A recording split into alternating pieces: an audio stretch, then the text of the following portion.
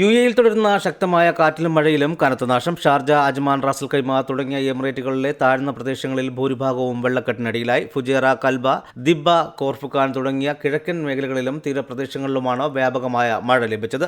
പലയിടങ്ങളിലും മരങ്ങൾ കടപുഴകി വീണു. റാസൽ ഖൈമയിലും ഷാർജയിലും വാദികൾ നിറഞ്ഞൊഴുകി. കച്ചകളിലും പാർക്കിംഗ് മേഖലകളിലും നിർത്തിയിട്ട നൂറുകണക്കിന് കാറുകൾ വെള്ളത്തിനടിയിലായി. റാസൽ ഖൈമയിലെ മലയോര മേഖലകളിൽ മണ്ണിടിച്ചിലുണ്ടായി. ബസ് സ്റ്റേഷനുകളിൽ വെള്ളം കയറിയതോടെ ഷാർജയിൽ ബസ് സർവീസുകൾ നിർത്തിവെക്കേണ്ടി വന്നു.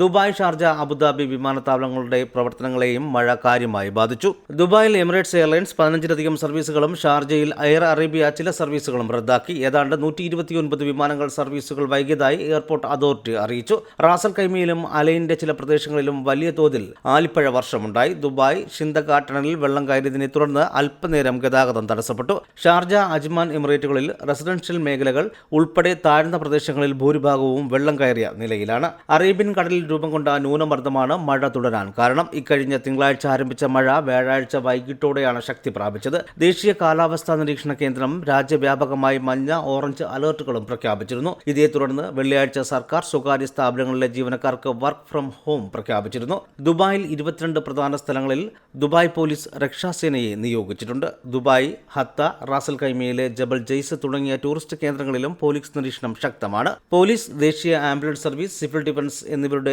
നേതൃത്വത്തിലാണ് രക്ഷാപ്രവർത്തനങ്ങൾ പുരോഗമിക്കുന്നത്. വെള്ളിയാഴ്ച പുലർച്ചെ റാസൽ ഖൈമയിലുണ്ടായ കൊടുങ്കാറ്റിലും മഴയിലും കോൺക്രീറ്റ് പാളി തലയിൽ വീണ മലയാളി യുവാവ് മരണപ്പെട്ടിരുന്നു. മഴ നനയാതിരിക്കാൻ നിർമ്മാണത്തിലിരുന്ന കെട്ടിടത്തിൽ അഭയം തേടിയ മലപ്പുറം സ്വദേശി സൽമാൻ ഫാരിസാണ് ദാരുണമായി മരണപ്പെട്ടത്. റാസൽ ഖൈമയിൽ ഇസ്താംബുൾ ഷവർമ ബ്രാഞ്ച് 1 ജീവനക്കാരനായിരുന്നു ഇദ്ദേഹം. മൃതദേഹം നാട്ടിലേക്ക് കൊണ്ടുപോകാനുള്ള നടപടിക്രമങ്ങൾ പുരോഗമിക്കുകയാണ്.